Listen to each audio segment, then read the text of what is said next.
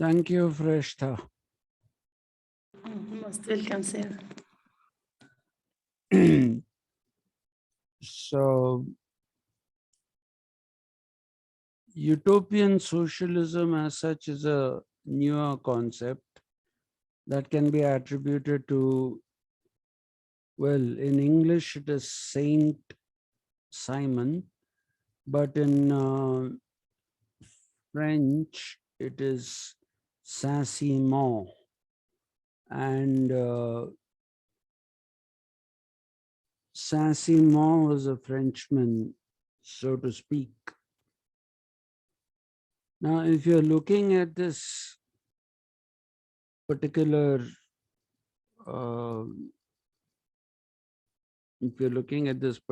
thing, let's start with the top. The Greeks did not distinguish between utopia and dystopia. For them, both of them meant the same.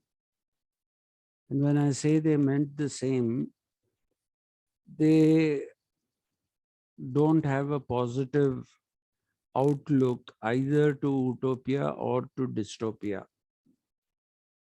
Okay, they basically believe that whether it is a utopia or a dystopia, they are both the same, and life is not going to be all that great.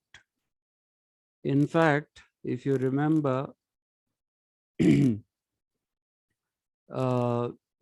is something that comes in that particular third phase of Greek civilization that I talked to you about, which is called the Hellenistic phase.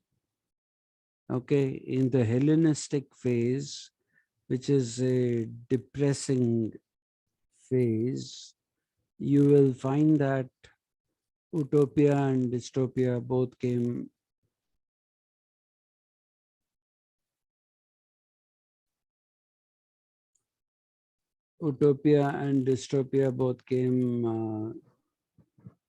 to mean the same. Now, if you look at what Sir Thomas More did,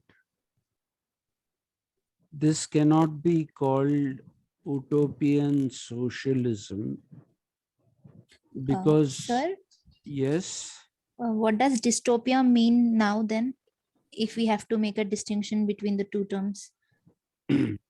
dystopia is a utopia gone wrong.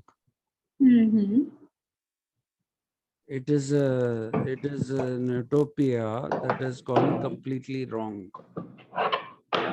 So a dystopia is a very, very negative thing, whereas an utopia is a positive thing now.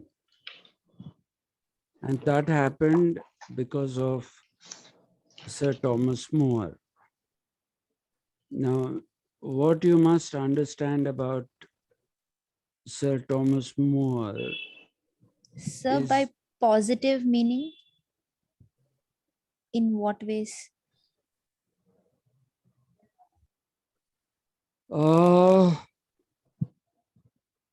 utopia, well,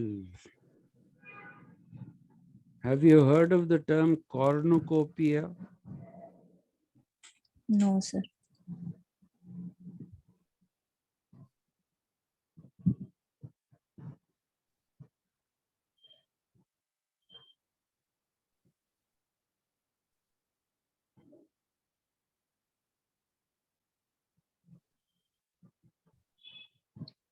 Utopian is like ideal of some kind of a state, no? Utopia is what, Maria? Utopia is a kind of, oh my God, I forgot the word. An ideal state. Ideal. State, yes, ideal. Yeah. An That imaginary false conception. No. It's, for example, imagine the state, the government. Padma is right. It started with an imaginary false conception. Hmm. It did start that way. So Padma is Okay. actually right. So Okay. but uh, a cornucopia is something from which lot of things come. Okay, so Sir Thomas More, when he wrote this book, uh, Utopia, in that you see him very often talking about cornucopia. It's a cornucopia because there is plenty of everything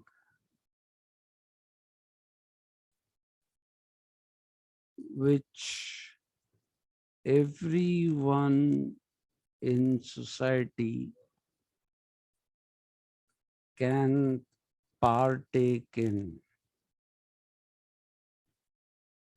So it is not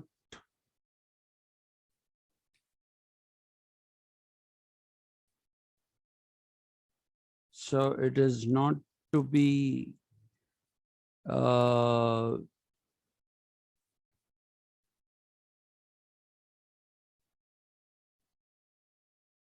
understood anymore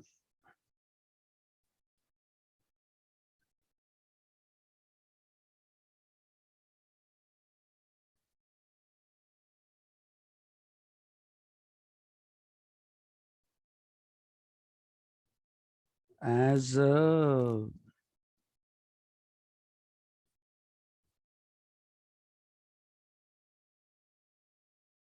it is not to be understood anymore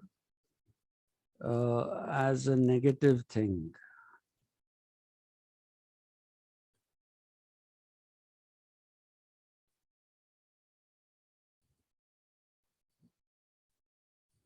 Okay, so that is how the meaning changed. Now, Sir Thomas More precedes capitalism, and therefore you cannot call the utopia that he talked about, you can't call it uh, socialism. Okay, socialism is specifically a response to capitalism. Okay, when individualism and capitalism became rampant, that is when we had this whole idea of an utopian socialism. Okay, so otherwise, when you're talking about Sir Thomas More, you're essentially talking only about utopianism. And in this utopianism, what we find is, see, a cornucopia is like a horn. Okay, it's like a horn through which plenty of things are pouring out unendingly. It's a part of the Greek mythology, so to speak. So things keep pouring out unendingly from it. And Thomas More believed that everybody could live in comfort, everybody could live happily, and all these kind of things. Okay, so if you therefore look at uh, utopianism, utopianism precedes capitalism, and it also precedes the response to capitalism, which is socialism. So while you're talking about Sir Thomas More, you should be talking about it as utopianism and not as utopian socialism. Okay. Now, a dystopia is something in the nature of uh, a negative society. When I say a negative society, what it means is that it is a society in which bad things happen, good things don't happen, and a dystopia became a loss of utopia. In Thomas More, not in the Hellenistic times. In the Hellenistic times, what Padma said was right. It was a false hope, especially in the context of Epicurus. Epicurus, who said, enjoy life. There is nothing beyond life as we see it today. There is no such thing as a soul. All those things come in into Epicureanism. But if you were to look at um, the idea of a dystopia, the Greeks in the Hellenistic time equated both utopia with dystopia. For the simple reason I told you, this was a negative phase.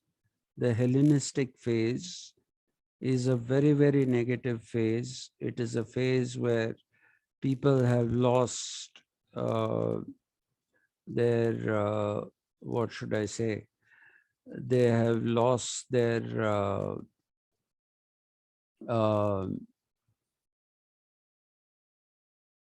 hope of a good life. They've lost the hope of a good life. And as a result of that, you will see that, there is in this Hellenistic phase, there is,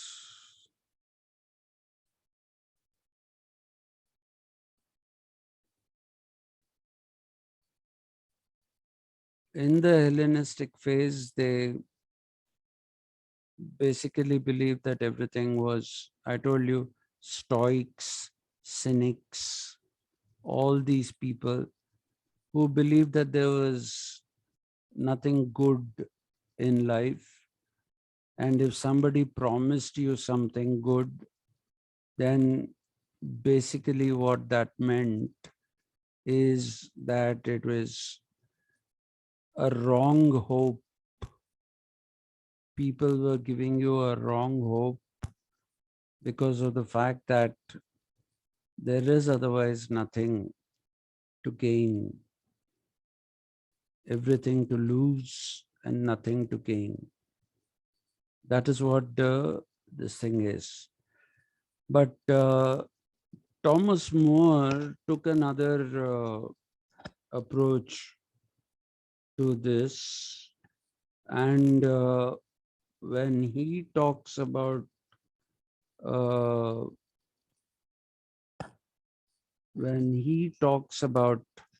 utopia, he contrasts it with a dystopia, which is what the Hellenistic Greeks did not do. The Hellenistic Greeks believed that both uh, utopia and dystopia are the same. Okay, but what Thomas More did is that he took this symbol called the cornucopia, which I told you is like a horn. Okay, it's a horn through which plenty of everything flows. And so he was looking at a life in utopia where everybody was happy, everybody got everything that they wanted. There was no question of people not getting what they deserved or what they wanted. None of those things. Okay, so you will see that uh, Thomas More uh, tried to change the very definition of utopia. No false promise, it's a true promise. Everything is wonderful. And the opposite of that is a dystopia. The opposite of an utopia, he made it a dystopia. So when we talk about Sir Thomas More, we talk about it only as utopianism. We don't talk about it as utopian socialism. Because please remember, socialism is a response to the individualism of capitalism. Okay, and it is also something which is based in greed, right? And I don't know how many of you have heard Gandhi say this, but Gandhi said that there is enough in this world for everyone's need, but there isn't enough in this world for everyone's greed. So in a funny sort of a fashion, Sir Thomas More was actually advocating the opposite of what Gandhi said. You know, there is enough in this world for everyone's greed, not just everyone's need, but also for everyone's greed. So therefore, what you can understand from this is that utopianism is airy-fairy nonsense. Okay, it is airy-fairy nonsense because you are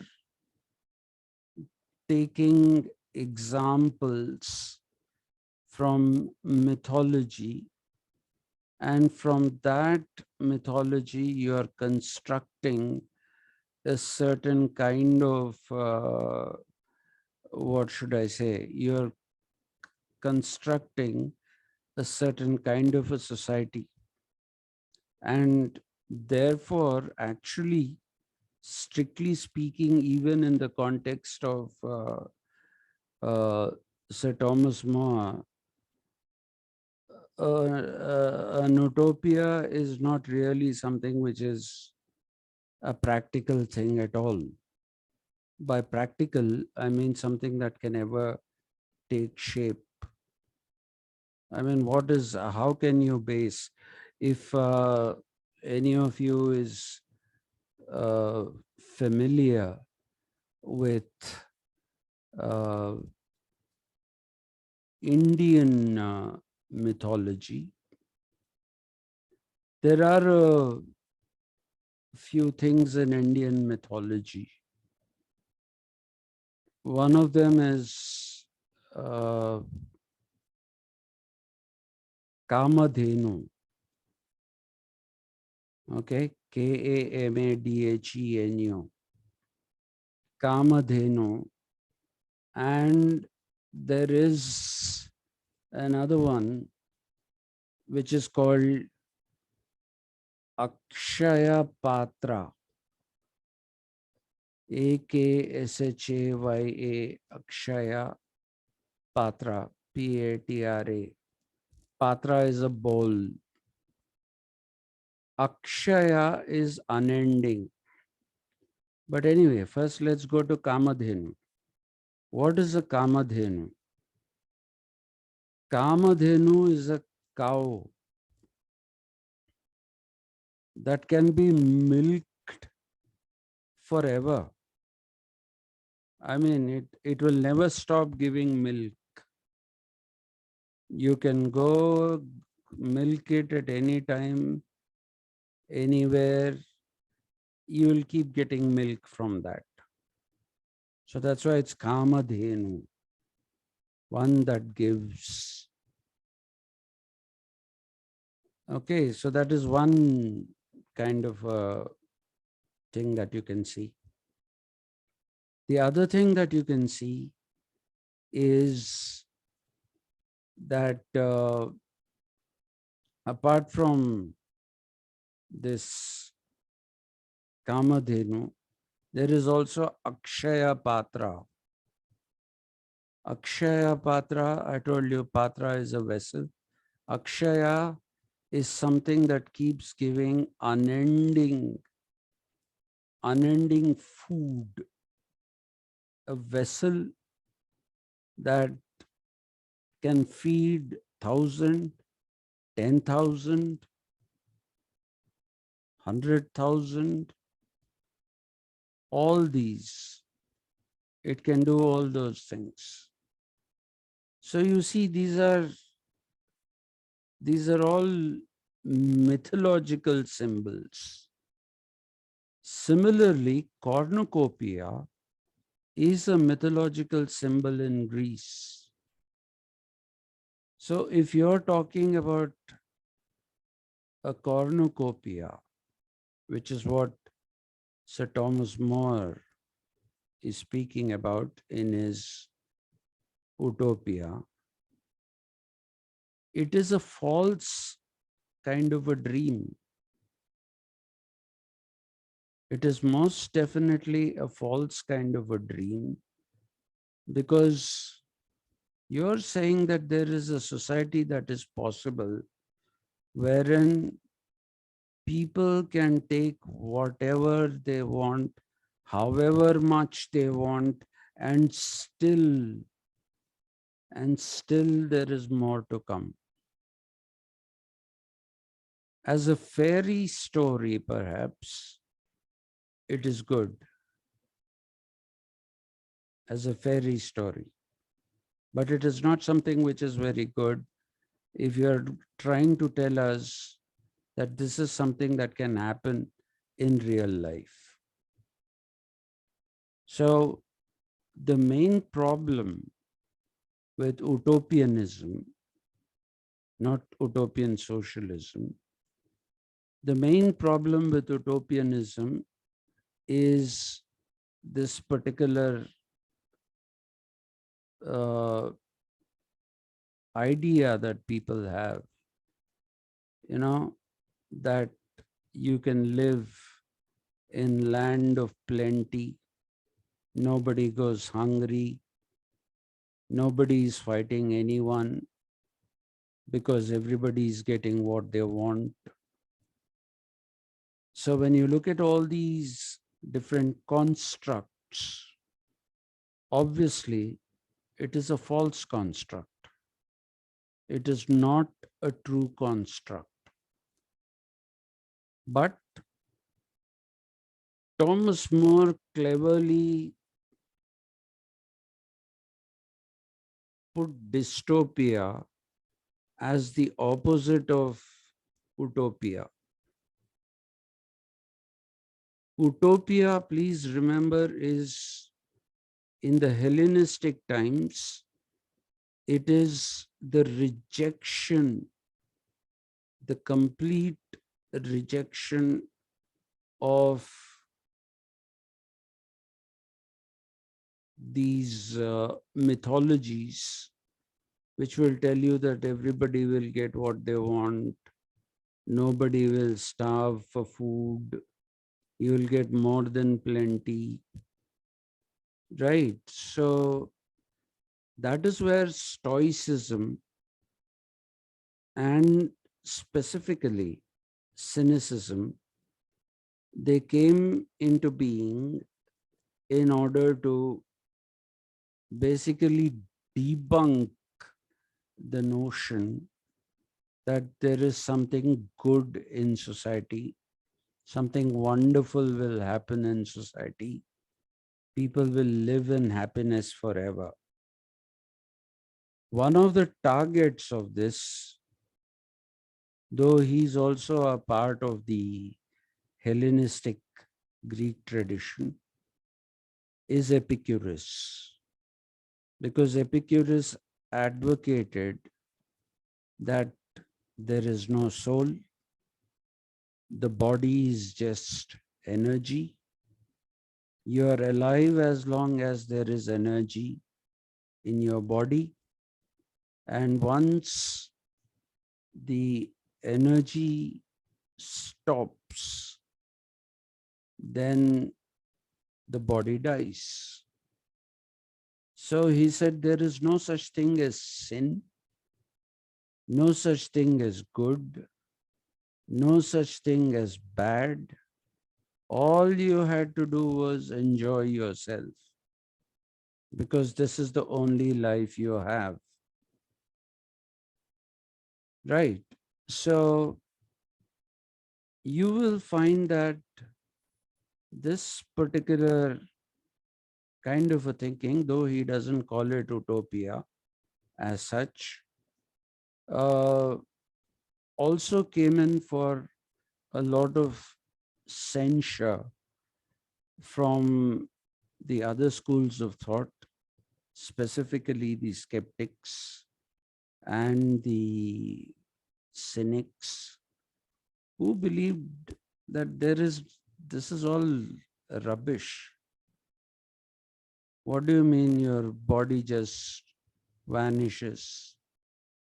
One of the questions asked of uh, Epicurus was, if it is energy and if it has stopped being energy, then the body should vanish on its own. Why do we have to take care of rituals, whether they are burial rituals or whatever they are? In the case of the Greeks, it was the burial rituals. So they said, if it is energy that has stopped being, then the body should just disappear because there's no more energy in it. So what is the body doing there? If there is no energy in that body, then it should just disappear. It would be very convenient, of course. Then we won't have funeral rites. But that was a serious enough question that people posed. Now, Thomas More was basically trying to promote a society based in religion. He believed that as long as you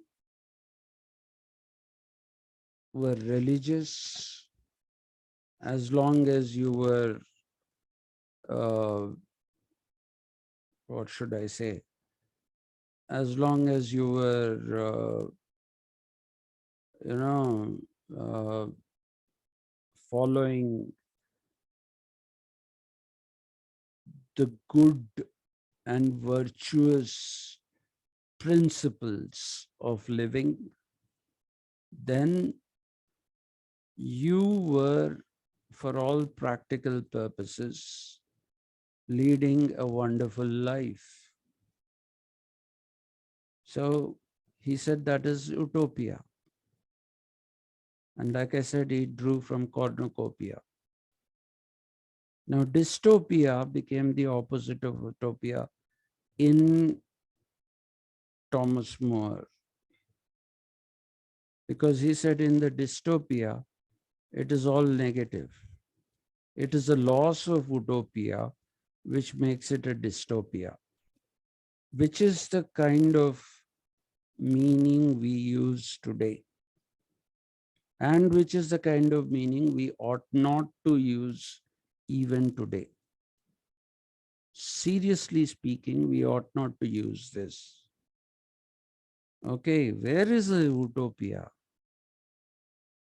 Everything that we have is only a dystopia, right? You set out to have, you can take an example of India itself. When India became independent,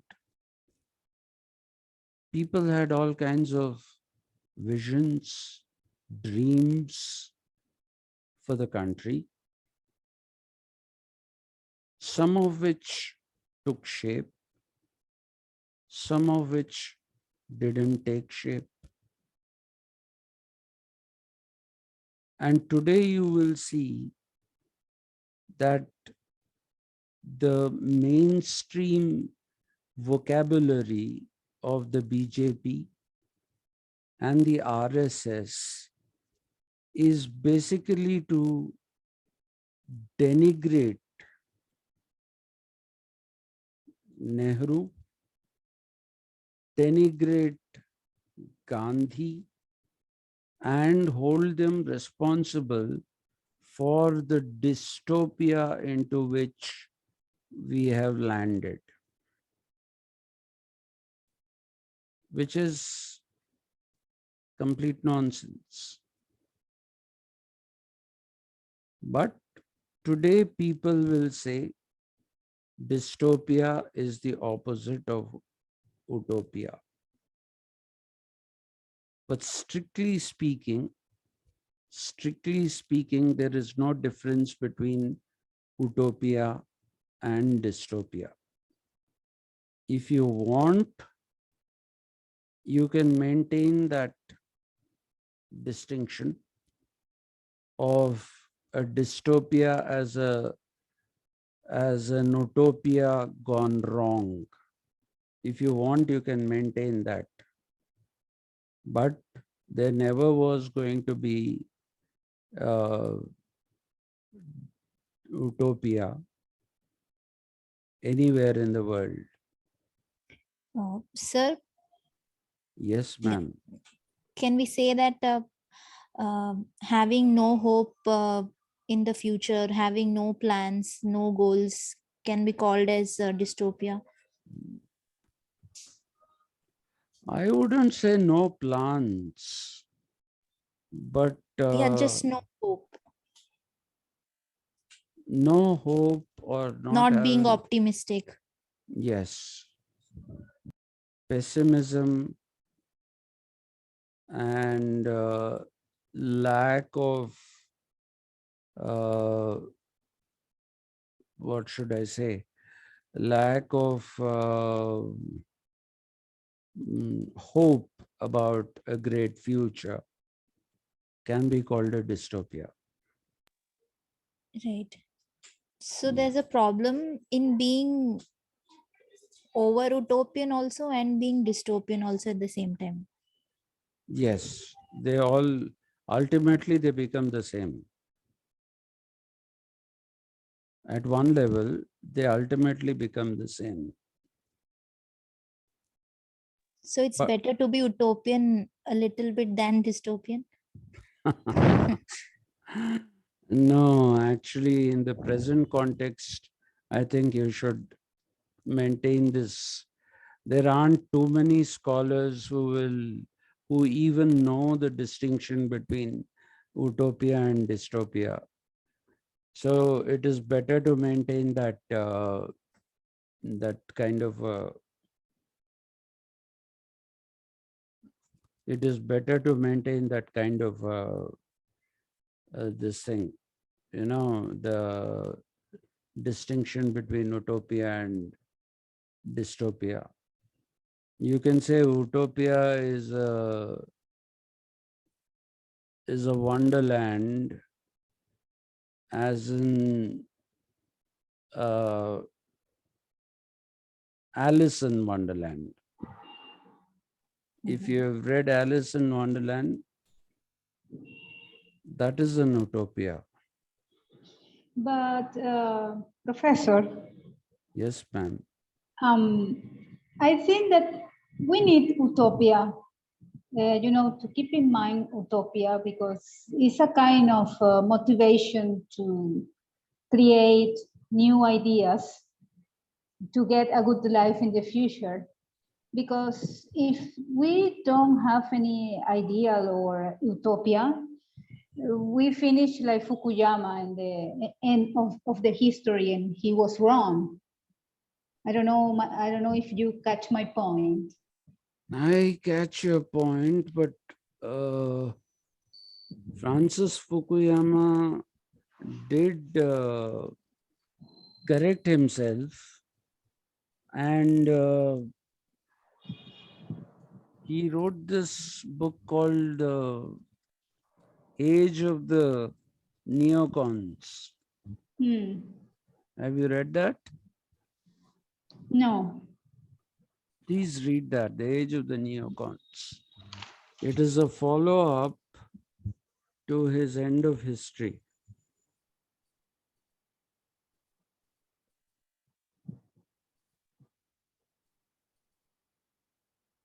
So if you're saying that we should have some kind of a moral compass through which we try to live a meaningful life and all that, if that is what you're trying to say, I would agree with you, but you cannot take that to an extreme. Yes. Yes. You cannot take that to an extreme. And I think that is where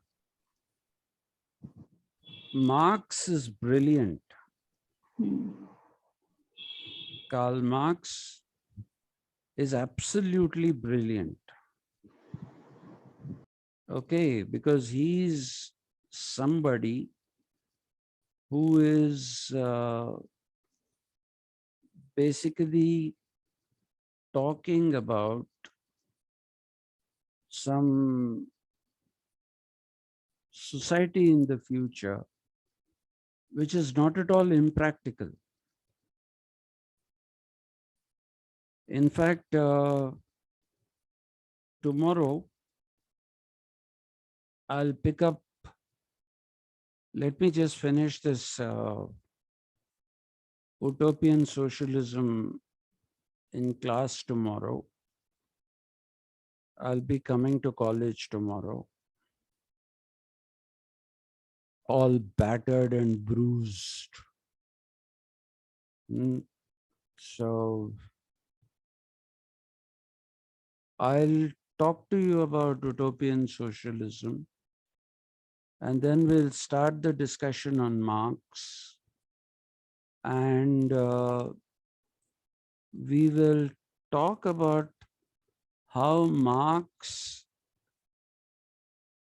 is a lot more realistic than other people are. You get what I'm trying to say? Yes, sir. Sir, but Mm, the proletariat revolution which he was talking about, can we mm. call that utopian? Because No, no, no. it wasn't possible. Was it more bit of No, over the expectation? proletarian revolution happened. It happened in two countries. It happened during the Bolshevik Revolution. It happened in Russia, which later became the USSR. And it happened in China under Mao Zedong. So it's just that they became dystopian, if I may use that term. They became dystopian, especially under Stalin and to a certain extent, even Mao himself, and definitely Zhou Enlai. So But overthrowing entire capitalism, that was impossible, right? And only establishing the working class. no, no, no, no. It's not just only establishing the working class. The communist is the utopian in the Marx theory, I guess. The communism that Marx is talking Yes. about is where there are no people sitting and not doing any work but making money simply by investing. Okay. Whereas what he's proposing is a classless society. Okay. You have this bourgeois class, as he calls it, which is the capitalist class. And then you have at the bottom, you have the working class. Now, what is he saying? He's saying as long as there are classes, these classes have a tendency to exploit one another, or the dominant class will exploit the not so dominant class.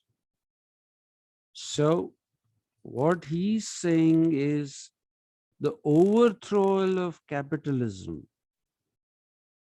It's a sad thing that Stalin and to a certain extent Mao Zedong brought bad name to capitalism. I'm sorry, to communism. But communism is not an unreachable goal. I'm not a communist, by the way. I'm not a Marxist. For this reason, it's an utopia. Sorry? For this reason, I said that communism is a kind of utopia. Possibly. Yes. Because in this globalized and more individual oriented life world, it's not possible, no, sir. See, you're saying this with wisdom that is in hindsight. Correct. Whereas Marx was looking forward to something. Now you're looking back and trying to say what went wrong. Right? But Marx was somebody who was trying to say that things can be made better. You don't need to have this exploitative society. When we do Marx, I'll go into the details of all that. I'll go into the complete details of all that. But Marx is certainly not an impractical thinker. Right. Yeah. And this is a non-Marxist telling you that. No, I'm not a Marxist. Unbiased teaching. Nothing like that. I'm not a Marxist, but I think Marx had some wonderful things to say. Right. Yeah. So I think we'll stop here because I have to get ready to go to the doctor. See, tomorrow I will come to college and I will have to leave immediately because somebody has scheduled some stupid meeting. I have been made a part of lots of unnecessary meetings. So, but I'll see you in class tomorrow. And we'll also have a class again in the evening because Marx will take a little bit of time. I'm afraid I can't rush through Marx. Okay. Okay, sir. Thank you. Thank Yeah. you so much. Thank you. So we will be done enough for the internal by tomorrow. You're done already. Acha. Okay. You're done already. Including today or till Hegel? Including today. Okay. Right. Thank you, sir. Yeah. Yeah. Right. Okay, sir. See you tomorrow. Take care. Yeah. See you Thank you. tomorrow. Goodbye. Okay. See you tomorrow. See you tomorrow. Same time, 5? Tomorrow, 5:30. Okay. Okay, sure. So see you tomorrow. 5:30. Okay. Okay. See you. Yeah.